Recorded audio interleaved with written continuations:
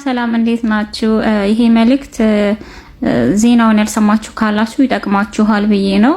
ኢስታንቡል ውስጥ ያላችሁ ወይም ደግሞ በአጠቃላይ ቱርክ ውስጥ ያላችሁ ያው ታውቃላችሁ የመንገድ ትራፊክ መብራት ቀይ ሲበራ መቆም እንዳለብን ኦፍ ኮርስ ሁሉም ሰው ያውቃል። ግን አንዳንዴ በመዘናጋት መኪናው አሁን ሩቅ ከሆነ የመኪና መንገድ ላይ ሩጠን የመሻገር ልምድ አለን ብዙዎቻችን፣ ኦፍ ኮርስ ሁላችንም ማለት ይቻላል።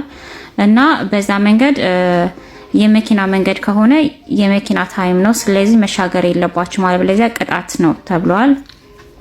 ኦሬዲ ቅጣቱ ተጀምሯል፣ ሰዎች እየተያዙ ነው።